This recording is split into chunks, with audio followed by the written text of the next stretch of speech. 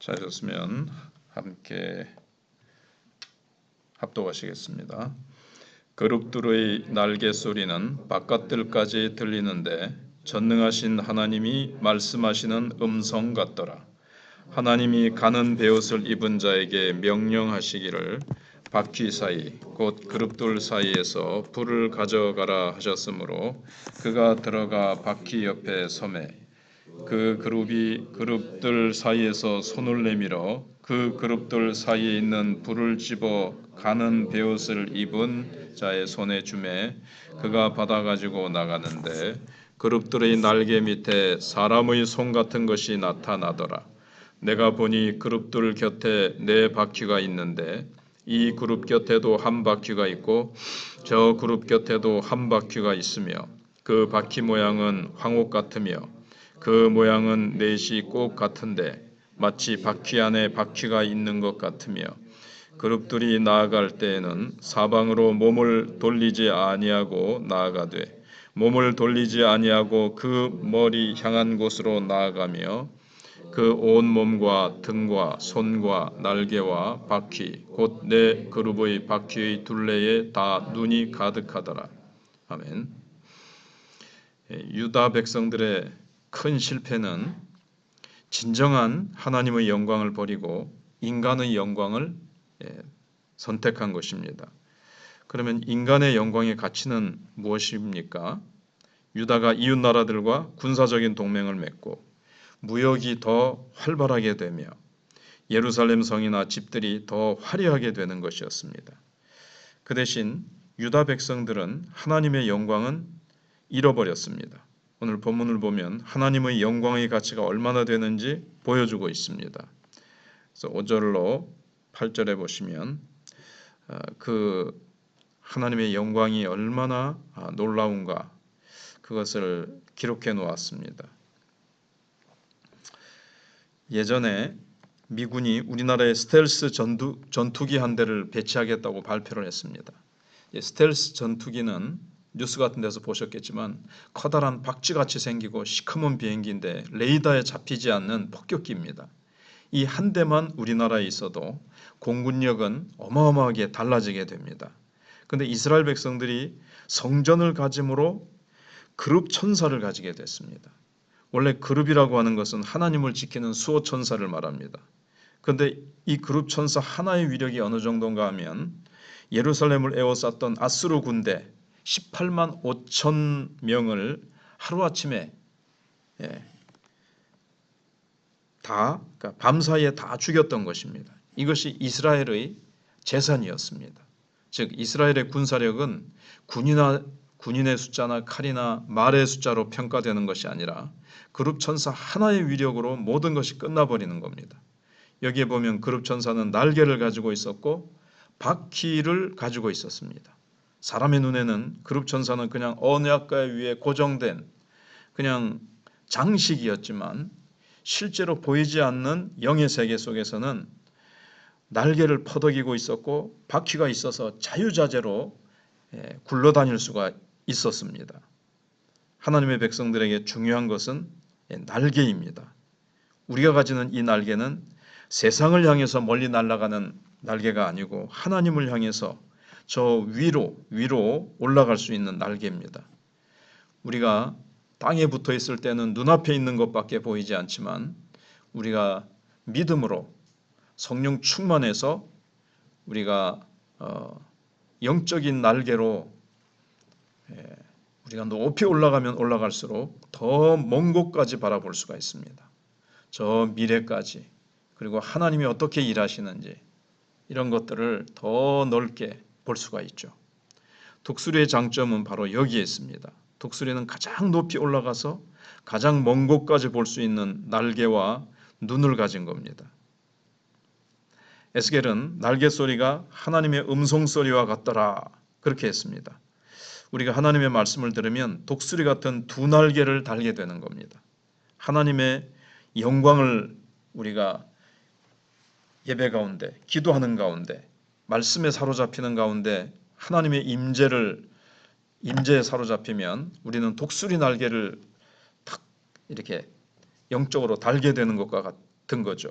그래서 하나님의 말씀을 듣기 전까지는 우리가 여러 가지 복잡한 세상 생각으로 침체되어 있고 낙심해 있을지라도 하나님의 말씀을 듣고 우리가 기도하는 가운데 성령의 임재를 강하게 느끼고 사로잡히면 하나님 앞으로 우리가 날아가게 되는 겁니다. 원래 성전의 언약궤는 제사장이 반드시 어깨에 메어서 이동하게 돼 있죠. 다윗이 언약궤를 제사장이 어깨에 메우지 않고 수레에 실어서 이동하다가 소가 뛰는 바람에 언약궤를 붙잡았던 웃사가 즉사를 당한 적이 있었습니다. 언약궤가 근데 그 눈에 보이는 언약궤는 바퀴가 없고 사람들이 어깨에 메고 옮겨야 되는 그런 거죠. 그러니까는 속도가 얼마나 느리겠습니까? 그런데 하나님 앞에서는 결코 그 그룹이 실제로는 이건 이제 모형으로 만들어 놓은 거고 실제 하나님 앞에 있는 그 그룹은 느리지 않았습니다. 바퀴를 달고 사방팔방으로 질주할 수 있고 날개가 있어서 하늘로 올라갈 수 있었습니다. 근데 우리는 하나님이 하시는 일이 느리다고 생각해서는 안 됩니다. 하나님께서 느리게 일하시는 것 같은 것은 우리를 다치지 않게 하시려고 하시는 것이지 하나님 그분이 느리신 것은 아닌 겁니다. 여기 보면 그룹 날개 밑에 손이 있더라 그랬습니다. 이 손은 재앙의 숯불을 덮는 손입니다. 우리가 그 바퀴 있는 그쪽에서 이렇게 재앙의 숯불을 꺼내는 것을 우리가 살펴봤지 않습니까? 그런데 이 손은 그 재앙의 숯불을 덮어버리는 손입니다. 우리가 하나님 앞에서 잘못한 것이 있어도 하나님께서는 그 손으로 덮으셔서 우리의 죄와 허물이 보이지 않게 하십니다. 그래서 모세가 높은 산에서 하나님의 영광을 보려고 했을 때 하나님께서 손으로 모세를 싹 덮으셔서 죽지 않게 하시고 그리고 손을 잠시 떼셨을 때 모세가 하나님의 등을 보았죠. 그걸 보고서도 모세의 그 얼굴에서는 광채가 났습니다. 이스라엘 백성들이 하나님 앞에서 제대로 신앙생활을 하고 부흥의 불을 꺼뜨리지 않았을 때 그들에게 주어지는 축복은 이 그룹의 온전한 능력이었습니다. 하나님의 영광이 나타나고 우리가 신앙의 영적 날개를 달고 하나님의 영광의 보좌 앞으로 우리가 홀홀 날아오르는 그런 임재의 체험, 영광스러운 체험을 하게 되고 그룹의 그 날개와 바퀴의 손의 축복, 허물과 죄를 덮어주시고 우리가 하나님 앞에 기도할 때 하나님께서 천사들과 그룹들을 통해서 바쁘게 막 일을 하시는 겁니다. 그런데 이스라엘은 하나님에 대한 열정을 잃어버림으로 말미암아 그룹을 잃어버리게 됩니다. 그래서 이스라엘의 모든 복이 다 폭격기 맞은 것처럼 다 사라지고 말았습니다. 이것을 보면은 우리에게 아직 신앙의 열정과 불이 살아있는 것이 얼마나 큰 복인지 알 수 있을 겁니다. 하나님의 그룹은 핵무기나 수많은 폭격기로 이기지 못합니다. 그 영광 앞에 이 모든 전투 기계들, 인간이 마련해 놓은 별의별 최신식 무기들 이런 것들 다 작동 불능이 되어버리고 맙니다.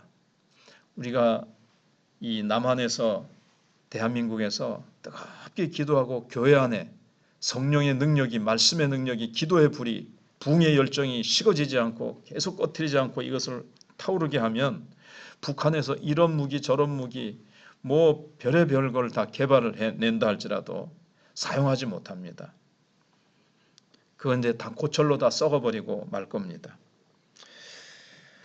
그리고 이제 11절 12절에서 그룹들이 나아갈 때는 사방으로 몸을 돌리지 아니하고 나아가되 몸을 돌리지 아니하고 그 머리 향한 곳으로 나가며 그 온몸과 등과 손과 날개와 바퀴 곧 네 그룹의 바퀴의 둘레 다 눈이 가득하더라 그랬습니다. 이 특징이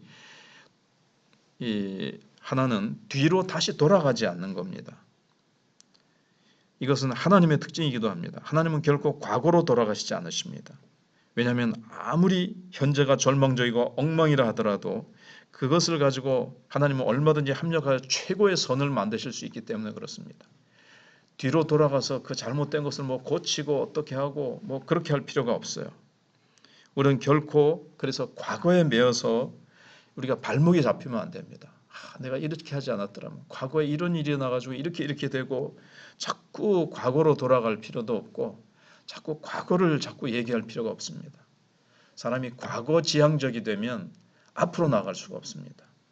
그래서 사람은 과거를 떨쳐버리는 것이 참 어렵죠.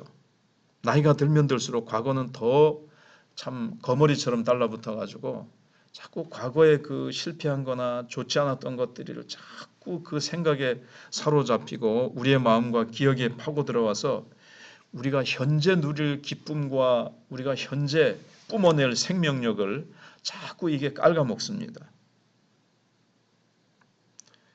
젊은 청소년들은 사춘기가 있지만 이제 나이가 들면 사축이라고 있죠.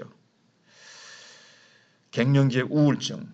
이거는 이제 다 과거가 자꾸 생각나서 우울해지는데 우리는 과거에 집착하지 말고 하나님의 은혜가 강력하게 우리에게 부어지면 과거의 올무들 이게 다 끊어져 버리고 우리는 앞으로 그리고 하나님의 보좌 위를 향해서 우리는 나아갈 수 있게 됩니다. 과거는 다 지나간 거예요. 그걸 어떻게 이렇게 했더라면 하고 완전하게 할 수가 없어요. 그런데 하나님께서는 그 과거에 안 좋고 실패한 것 같은 그런 것들을 하나님은 다 선으로 사용하시죠. 요셉이 종으로 팔려간 것, 억울하게 누명을 쓴 것, 감옥살이 한 것, 이런 것들이 다 하나님께서는 다 선으로 사용하셨어요. 우리는 과거에 있었던 모든 것들, 내가 잘했든 잘못했든, 그것 때문에 내가 이렇게 아프고 실패하고 어떠고 이렇게 하지만 다 하나님께 맡겨버리면, 그리고 현재 주어진 일에 내가 최선을 다하고 나아가면 하나님께서 실패했던 과거도 다 이걸 이제 100점으로 선으로 다 주님이 만드셔가지고 하나님께서 합력해서 선이 되게 하십니다. 이 그룹에는 온 천지가 눈이 있다고 그랬습니다. 온몸과 등과 손과 날개와 바퀴 전체 눈으로 가득했습니다. 처음 초보 운전할 때는 이게 앞만 보고 옆에 백밀러를 볼 수도 없지요. 음악도 켤 수 없고 그냥 차선도 변경하지 못해서 막 삥삥 돕니다. 후진할 때는 감이 더 잡히지 않습니다. 전봇대 부딪히기도 하고 접촉사고도 일어나지만 그러나 운전이 익숙해지면 백밀러 또 머리 위에 있는 백밀러 온 사방이 다 눈처럼 사용할 수가 있고 감각이 막 살아나서 다 느끼듯이 이 하나님의 이 그룹은 온 사방에 눈이 있기 때문에 아무리 이곳으로 가고 저곳으로 간다 할지라도 사고가 나지 않습니다. 오늘 사람들의 문제는 달리기는 달리는데 이 정지가 되지 않는 겁니다. 욕망이 절제가 안 됩니다. 무엇을 하다가 하지 않으면 너무나도 불안해지기 때문에 가만히 있을 수가 없습니다. 그런데 하나님의 바퀴는 가다가 언제든지 정지를 할 수가 있습니다. 그래서 달리다가 죄나 시험이 있으면 바로 급정거가 되기 때문에 일단 우리가 죄나 유혹에 사로잡혀서는 안 됩니다.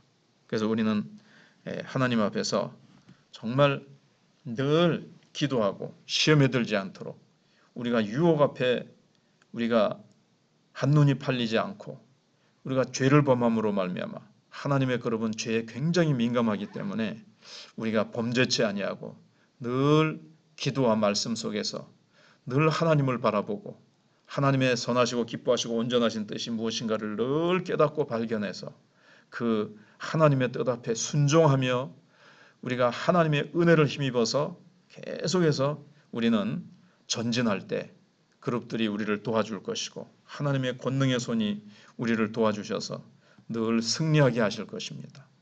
과거에 사로잡히지 말고 과거에 이랬더라면 저랬더라면 그 문제에 사로잡히지 말고 현재 주어진 것을 헤아리기만 해도 이게 2배가 되고 3배가 되고 있는 것만 감사하기만 해도 그러다가 우리는 하나님 앞에 부름받아가도 시간이 모자랍니다. 없는 것, 잘못했던 것, 과거에 그런 것들에 우리가 사로잡혀서 시간을 기도할 마음을 잃어버리는 것이 아니고 우리는 앞에 있는 하나님의 영광을 향해서 힘있게 우리가 사도 바울과 같이 위로부터 부른 부름의 상을 향해서 전력 질주하는 우리가 되어야 될 것입니다. 기도하겠습니다.